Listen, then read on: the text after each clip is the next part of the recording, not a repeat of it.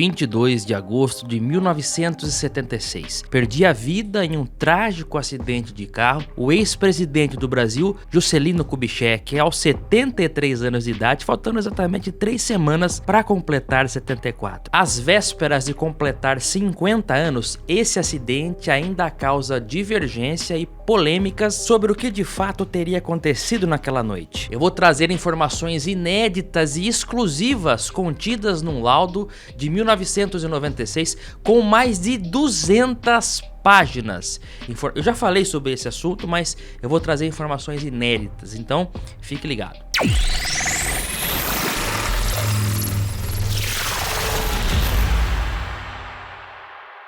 Olá amigos do canal PL, bem-vindos a esse canal, viu? Muito obrigado a todos, o canal atingiu recentemente 400 mil seguidores, muito obrigado, vocês são muito bem-vindos aqui.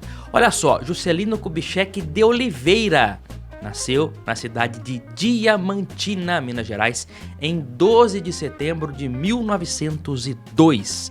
Com 18 anos, ele se mudou para a capital do estado, Belo Horizonte, e em 1927 se formou em medicina pela Universidade Federal de Minas Gerais. No início da década de 30, atuou como médico na Polícia Militar do Estado. Em 1934, foi eleito deputado, mas depois teve o seu mandato cassado devido ao golpe do Estado Novo que deu início à Era Vargas. Ainda na vida pública, em 1940, JK se tornou prefeito de Belo Horizonte, cargo que ocupou até 1945. Nos anos seguintes, voltou a se eleger deputado federal até vencer as eleições para governador do estado de Minas em 1950. Sua gestão como governador do estado foi marcada pela construção de novas estradas, investimentos em infraestrutura e forte incentivo à industrialização. Em outubro de 1954, o JK dava o seu maior passo na vida pública até então. Lançava sua candidatura para presidente do país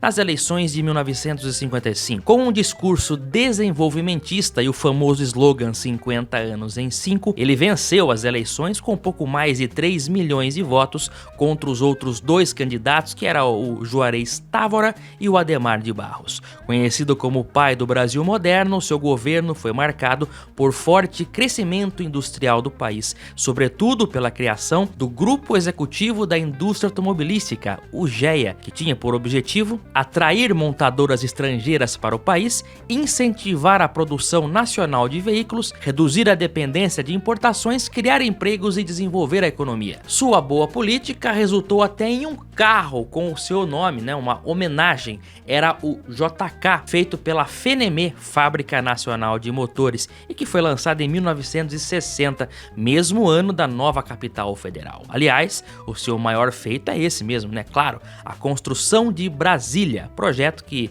já havia há décadas e que foi colocado em prática no governo dele. Juscelino se tornou o primeiro presidente civil desde Arthur Bernardes a ser eleito pelo voto direto e iniciar e concluir o seu mandato como previa a Constituição. Isso não acontecia há muito tempo e depois dele, o próximo presidente civil a ser eleito pelo voto direto, pelo povo, assumir e terminar o mandato como previa a Constituição, sabe quem foi? Só o Fernando Henrique Cardoso nos anos 90. Depois do Juscelino tiveram outras turbulências, o João Goulart não terminou, aí tiveram os militares, o Collor não terminou e o Itamar não foi eleito pelo voto direto, pelo menos como presidente, ele era vice, Então você vê coisas do Brasil. Aliás, com o golpe militar de 64, o JK passou a ser visto como alguém hostil ao novo regime. Ele era senador da República pelo estado de Goiás nessa época e teve, logo pouco tempo depois, os seus direitos políticos cassados. Sentindo um clima pesado no ar, ele decidiu se autoexilar na França, onde ficou até 1967. Mesmo voltando ao Brasil, JK seguiu uma vida discreta e não conseguiu mais voltar à vida pública. Informa o Jornal Nacional em edição extraordinária. O ex-presidente Juscelino Kubitschek morreu agora à noite num acidente de carro na Via Dutra. Foi na altura do quilômetro 164 da rodovia Presidente Dutra, daquele dia, né, 22 de agosto de 76, por volta ali das 18 horas e 30 minutos, o Chevrolet Opala, placas NW9386, Chapas do Rio, ao fazer a ultrapassagem de um ônibus, perdeu o controle, invadindo o canteiro central até a pista contrária, onde bateu de frente contra um caminhão Scania, placas ZR0398 de Santa Catarina, carregada com 30 toneladas de gesso, que estava na direção de São Paulo. A bordo do Opala estava o ex-presidente Juscelino Kubitschek de Oliveira e seu motorista Geraldo Ribeiro. Ambos perderam a vida no local. O motorista da carreta, Ladislau Borges, teve somente escoriações. O inquérito policial da época concluiu que se tratava de um acidente de trânsito comum, mas muitas dúvidas foram levantadas sobre esse caso. O laudo lá de 76 concluiu que o Opala, dirigido pelo Geraldo, teria se chocado com um ônibus da aviação Cometa, prefixo 3148, de placas HX2630, e após o choque ultrapassou o canteiro central até bater de frente com um caminhão. O motorista do ônibus, Josias Nunes de Oliveira, chegou a ser indiciado pelo acidente, porém foi inocentado pela justiça em 1977. Josias nega que tenha havido qualquer choque do ônibus com o carro e, durante o depoimento, a Comissão de Direitos Humanos da Assembleia Legislativa de Minas Gerais disse que foi coagido a assumir a culpa na época e que chegaram a simular raspas de tinta do Opala na lataria do ônibus. Nem o carro bateu no ônibus, nem o ônibus bateu no carro. Eu parei por ser humano, parei para socorrer a vítima, mas não deu socorro. Tocou campainha na minha casa, eu saí, lá conversaram comigo e abriram a mala cheia de dinheiro, mas dinheiro, não é pouquinho não, muito. Se você falar que você é culpado, esse dinheiro é seu. Eu falei, não, muito obrigado, eu não dei culpa em nada. Todo santo dia de raiva, dá um peso que fizeram comigo. Agora tremer com medo, não tenho medo de nada não, estou falando a verdade. Já o motorista da carreta, o Ladislau, disse que viu sim o carro se chocando contra o ônibus. Aqui no apartamento do Leblon, no Rio de Janeiro, um dos peritos que comandaram a investigação sobre a morte do ex-presidente guarda com todo cuidado uma relíquia. Um pedaço da ladaria do carro do ex-presidente com resquícios da tinta do ônibus que atingiu a lateral traseira do Opala. Depois de se desgovernar, o carro do ex-presidente bateu de frente numa carreta que transportava 30 toneladas de gesso. Nesta entrevista gravada um dia depois do acidente, o motorista da carreta confirma: o ônibus bateu no Opala. O ônibus é que bateu no carro. Depois de investigar todas as evidências, o perito garante não ter dúvida. A morte de JK foi um acidente de estrada, não foi um atentado. O laudo aponta também que misteriosamente não havia marcas de frenagem na pista, ou seja, o Opala atravessou o canteiro até a pista contrária e atingiu o caminhão sem frear, né? O motorista da carreta tentou desviar, mas não conseguiu. Não houve então tentativa de frear o carro. Um furo na lataria do Opala também foi apontado como uma possível perfuração a bala. Em 1996, 20 anos após o acidente, o inquérito foi reaberto com o objetivo de esclarecer essas dúvidas e uma possível tentativa de sabotagem. O corpo do motorista Geraldo Ribeiro foi exumado e o perito criminal Alberto de Minas declarou que viu um buraco a bala, um buraco de bala no crânio do corpo. Após a análise de um legista, foi constatado que na realidade aquele fragmento que estava no crânio alojado ali era na verdade um prego do caixão. Já sobre aquela perfuração na lataria do carro, não foi confirmada que era de fato um tiro. A perícia apontou que um buraco de tiro deixaria a lata amassada e um buraco totalmente diferente de um feito por ferramentas. Esse laudo de 1996, com mais de 200 páginas, destaca também o seguinte: o tempo de reação. O motorista do Opala teve muito mais tempo de reação. Desde o momento da perda do controle, atravessar o canteiro e o choque com o caminhão, houve mais tempo de reação do que o caminhoneiro, que a hora que ele viu, o carro já estava vindo para cima dele, já entrando na faixa contrária. Esse laudo, né, ele é de 19 de julho de 1996 e diferente daqueles primeiros do ICCE, que é o Instituto de Criminalística lá do Rio de Janeiro, que tratava o caso como um acidente, esse novo laudo começou a tratar inicialmente como uma possível sabotagem, para ver se achava algo que não foi procurado, né, lá nos laudos dos anos 70. Esse trabalho, porém, foi totalmente frustrado. Eles pensaram, vamos reabrir o inquérito e vamos procurar ver se achamos alguma coisa, algum indício de tentativa contra a vida do ex-presidente. Mas essa tentativa de investigação foi totalmente frustrada, porque a o material principal que serviria como investigação, que era o carro, estava totalmente sucateado. Na verdade, desmantelado, né? Olha só o que sobrou do carro. Ao vermos a imagem, vemos apenas restos do que um dia foi um Opala. Esses escombros automotivos ficaram guardados no fundo da 89ª Delegacia de Polícia de Resende, lá no estado do Rio de Janeiro. Não sobrou praticamente nada, né? O que impossibilitou a perícia para ver se tinha ocorrido ali alguma sabotagem. Na realidade, o próprio estado do carro após o acidente, logo após, já dificultaria alguma perícia no sistema de freios, por exemplo, porque o cofre do motor ali foi totalmente esmagado. Houve um equívoco também nessa perícia. O perito confundiu o número do motor com o número de fabricação de uma peça. Ele fotografou essa numeração aí, ó, 7321818 GM, e apontou que era a numeração do motor que estava divergente com o número original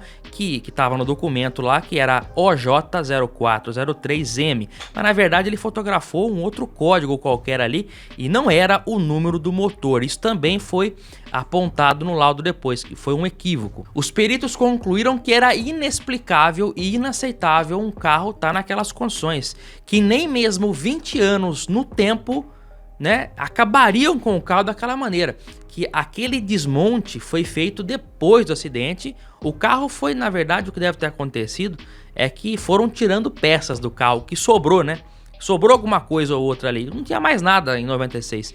E eles até anexaram no laudo, ó, aqui tem imagens de como fica um carro num pátio por 15, 20 anos. Ainda preservado, dá para você fazer uma perícia, o que não foi possível ali no caso do Opala. O mistério sobre o porquê o carro atravessou a pista sem frear, não foi possível ali desvendar esse mistério, então, portanto, continua. Mas uma informação dada pelo motorista da carreta, o Ladislau, né, chama atenção.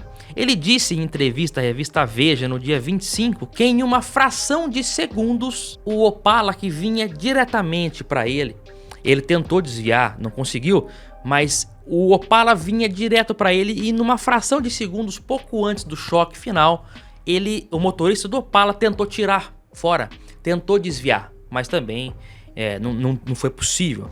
Sem frear, mas mesmo assim tentou tirar o carro fora do choque com o caminhão. A reabertura do inquérito 20 anos depois também encontrou dificuldades com algumas pessoas-chave nesse caso, né? Por exemplo, o chefe de tráfego da aviação Cometa, em 76, já havia falecido há 15 anos, em 96. O motorista da Scania, o Ladislau Borges, havia sofrido um derrame e não estava com dificuldade ali de falar. E o Josias, motorista do ônibus, não foi encontrado na época. Esse aí era indispensável para poder esclarecer, porque o Josias foi o único vivo que viu o Opala desde o momento em que ele sai da pista até o caminhão, né?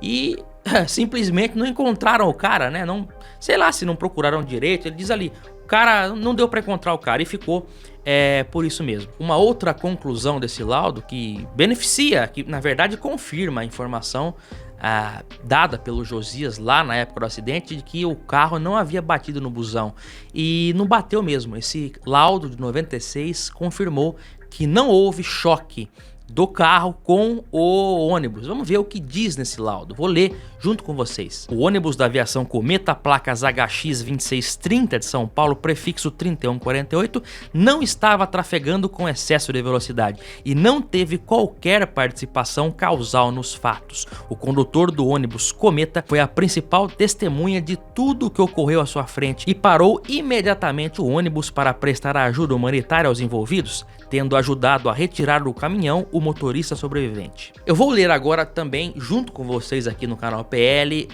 a conclusão desse laudo de 1996, que vai contra o laudo inicial de 76 em vários pontos, inclusive pontos-chave, né?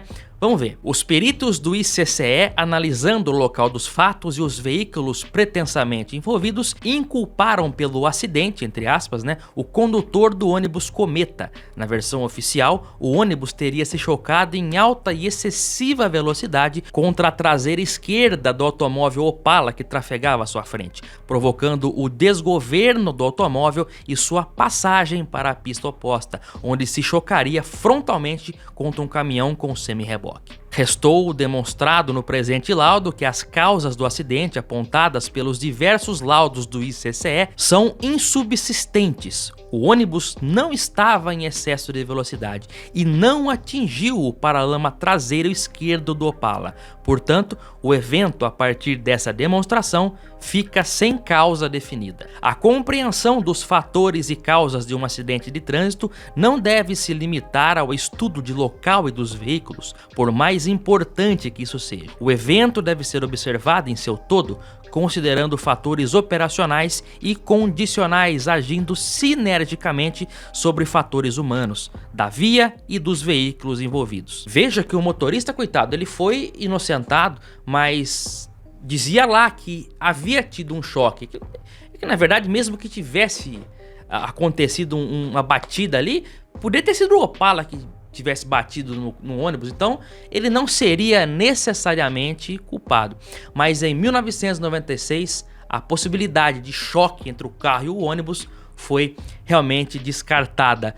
São informações, eu li o laudo de 223 páginas e trouxe para você detalhes cruciais desse documento e também imagens inéditas que não estão publicadas na internet. Você vê com exclusividade aqui conosco. Da mesma maneira que eu trouxe com exclusividade também há poucos dias o vídeo lá sobre a verdadeira Brasília dos Mamonas Assassinas. O único material contando a história real sobre essa Brasília está aqui no canal PL, né? Uma história que desmente o que está sendo contado na grande imprensa. E nós mostramos aqui. E agora você viu também informações inéditas agora sobre o acidente do ex-presidente Juscelino Kubitschek em 1976. Vai fazer 50 anos, né, em agosto. Meus amigos, eu aguardo todos vocês no próximo vídeo aqui nas lentes do canal PL, que traz literatura automotiva e nostalgia. Um forte abraço a você e até mais. Tchau, pessoal!